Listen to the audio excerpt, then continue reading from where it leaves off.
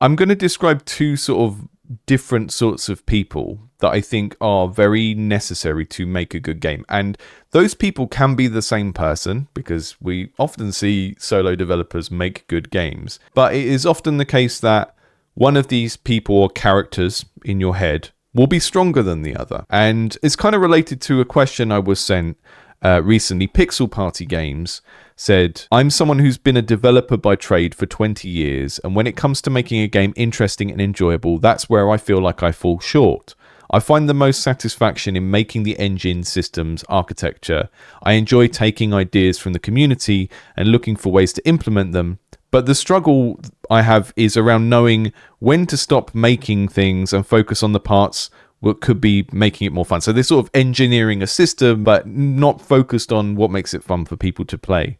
I've put out a few games. I've even won some game jams, but after I release those games, I lose interest in them. I seem to prefer the journey over the destination. This is a very self-aware comment, which is a good start.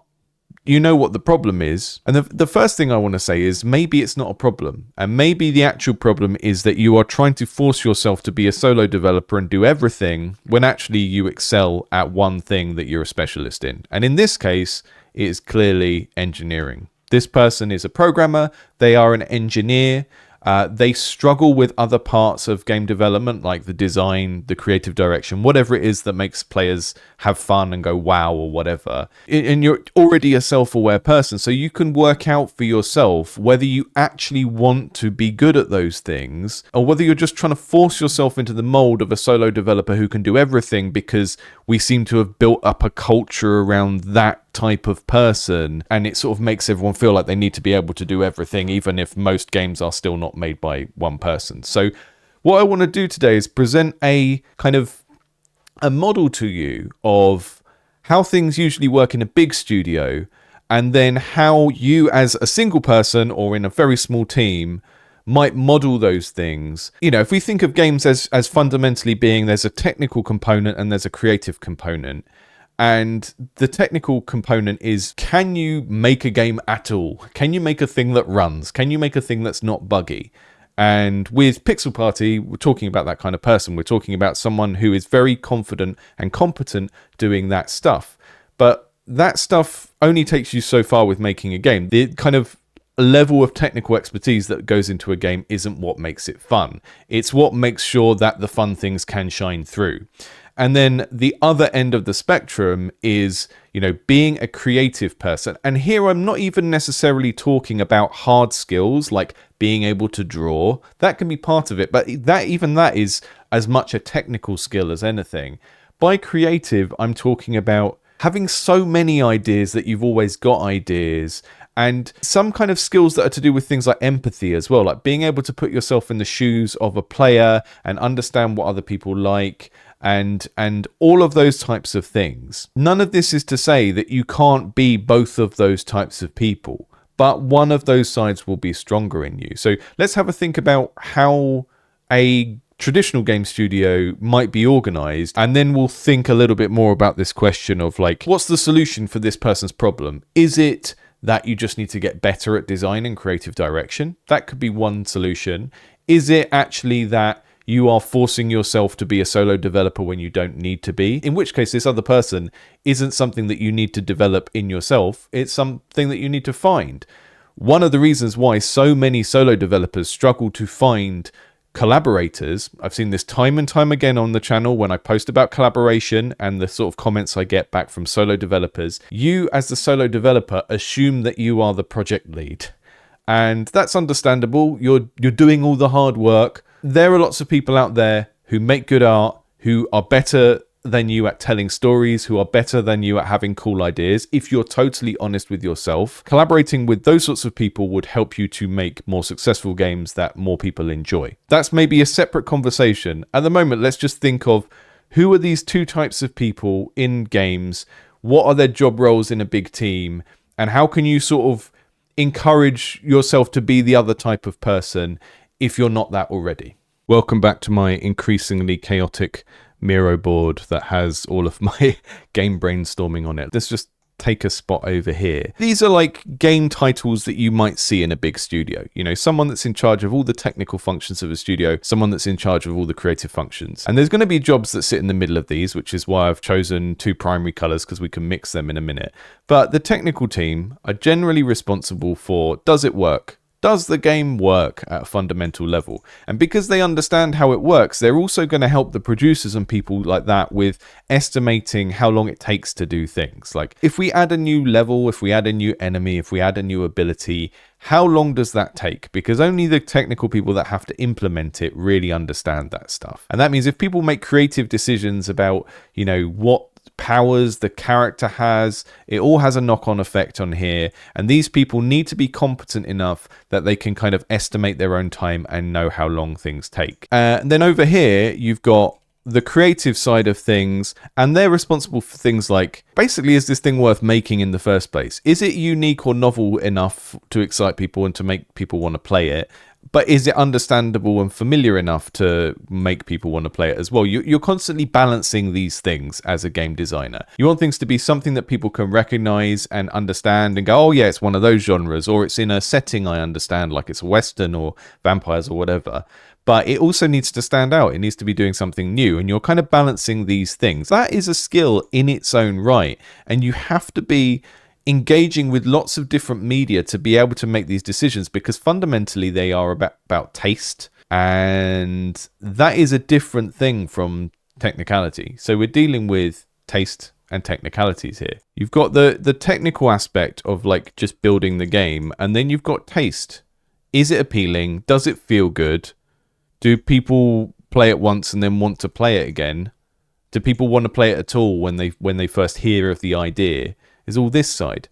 The problem is, as a solo developer, you have to do all of this. And at some point, like our commenter at the start of this video, you have to decide if you prefer one side of this, are you going to learn the other side? Or are you going to realize that you do not have to do everything on your own and find someone to be the other side for you?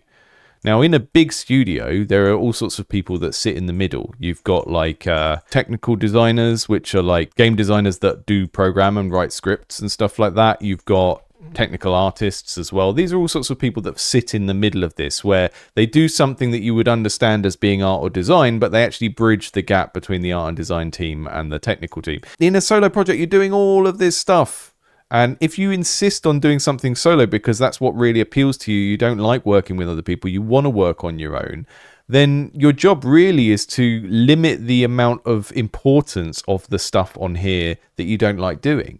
If I don't have the kind of art skills to make the game I want to make, then I need to change and make a different game, or I need to use a novel way of making asset flips. But even then, if you're using other people's assets, you still need to operate these things. You still need to think about them in terms of taste and like making sure things fit together holistically. Anyone can still do art direction, even if they can't draw. You just kind of think about things like colors. Do the colors go together? Do the art styles go together? All of that stuff to do with making things coherent. Often the best way to ensure that you do this stuff well, if you are more of a red technicality type person, is just to eliminate as much of it as possible and make abstract games that don't have characters, don't have lots of requirement for having art in, and all of that kind of stuff. I also think it's worth talking a little bit about survivorship bias in game development. And survivorship bias comes from this study of where do planes get shot? This is a diagram of planes returning, where they got shot. And this study is an example of what we call survivorship bias, because the only data you have is on the planes that came back. So you don't have data on the planes that got shot in places that made the plane fall out of the sky and not come back. This is the big example that gets used to illustrate survivorship bias.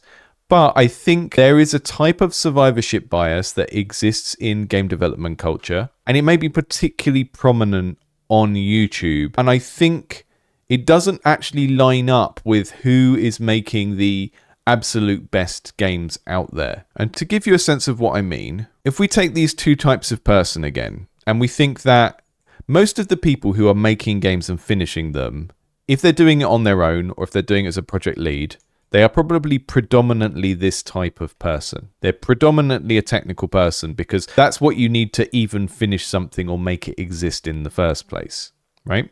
And that means that there are lots of people who want to make games who potentially have the skills required to be this type of person who just never make or finish a game because they don't know the technicals, they can't use a game engine. Now, whenever anyone pops up and says, oh, I can draw, I can write stories, but I can't use a game engine, blah, blah, blah, I will always encourage them to learn, to get that skill, because it's very hard to get jobs in things like narrative design or game design without some baseline level of how to script, even if it's just in Ren'Py or something like that. But you do end up with this kind of survivorship bias where the majority of games that actually get finished and are playable are made by someone who is more like this and who is less like this. That's a problem in terms of the quality of games that we get, because you've got people working on their own who are this type of person and they don't have these skills that are required to make a good game, and they insist on doing it alone because they've been fed this idea that that's something you can do. And it is something you can do,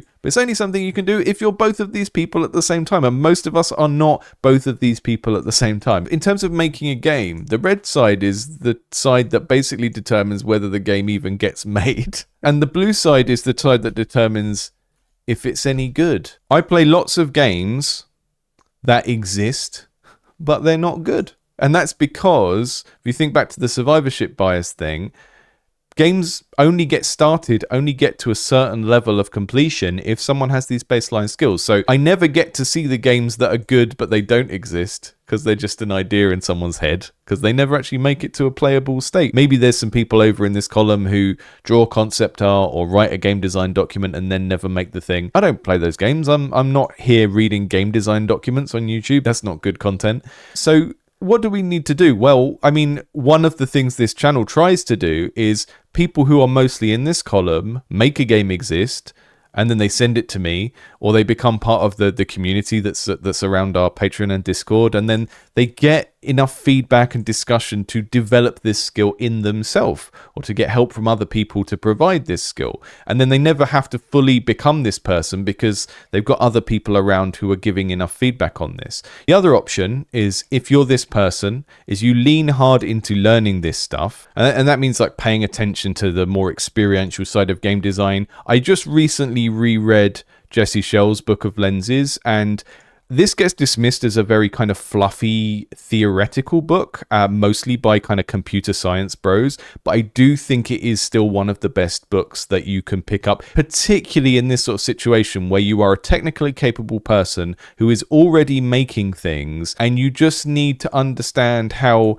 you know, a slightly more artistic blue brain person's brain works, because there's stuff in here about how to have ideas, like how to approach ideation as a process, how to use your subconscious, like how to nurture your subconscious to work in a particular way when you're having creative ideas, all sorts of stuff that some people who are maybe more naturally on this side might just take for granted.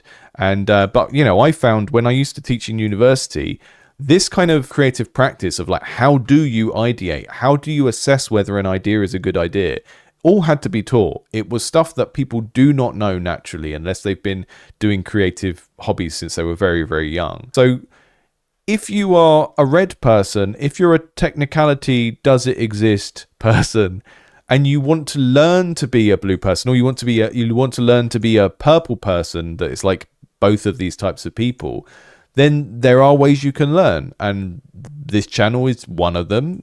Books like The Art of Game Design are another one. But I think there might also be a deeper question of, do you need to be both of these types of people at once? Or they're making out. Do you need to actually be both of these types of people at once? And the answer is probably not. There are lots of people out here who are already good at this. The people over here are really obsessed with the idea that every game they make needs to be on their own, even if the idea is not very interesting. If you're one of these people, and if you can sit down right now and honestly tell yourself that the game you're currently working on isn't really that interesting, it's not unique or novel, it's not appealing, it's just your cloning something, or you're making, a copy of something because you think it will be easy to make and maybe you can knock that out in a year and make some money, go and find someone like this. And it may be that they already have an idea that maps very well onto your game. It may be that you can find someone who is an artist or a writer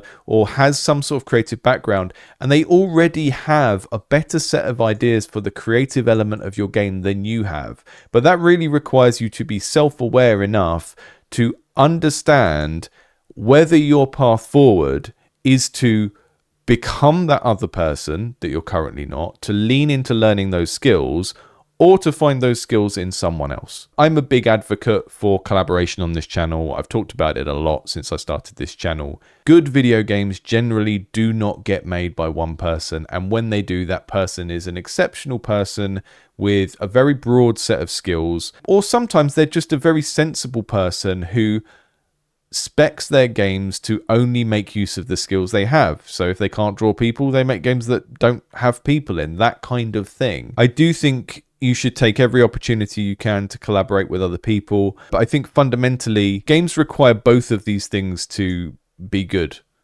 They need someone with the technical skills to make them exist in the first place. They need someone with taste and creativity to ensure that they are good and deserve to exist. Obviously, I'm artificially splitting these things, and you can have both of these things, but often what happens is the more time you dedicate to learning how to do this thing, the less time you have to experiment and read theory books or whatever it is that the person over here has done to become good at art and design. And sometimes that just means you need to find that in another person rather than just hoping to get good at everything yourself, because no one has said you need to make games on your own. That is something that you are imposing on yourself. The dream of being a solo developer is something that really gets put forward in certain games education spaces, and I think that is trying to appeal to a particular type of person, trying to appeal to someone who wants to be told, yeah, you can do everything on your own. Yeah, you don't have to collaborate with other people. I don't necessarily think it leads to better games, because if you're the same sort of person as Pixel Party, the person who asked this question initially, it's okay to be a specialist. It's okay to not be this jack of all trades who can do a bit of everything. That's fine. That's why we make things in teams, and you don't need to force yourself into being everything. It's unnecessary. If you want to do the other things but you feel unconfident in them, then you can learn, and part of that is being part of a community, getting lots of feedback. But if you just don't enjoy those things, you don't need to be all of those things, and you don't need to make things entirely on your own. And if you must make things entirely on your own, then just limit them to the things that you're interested in, and don't try and make something that uses skills that you don't have.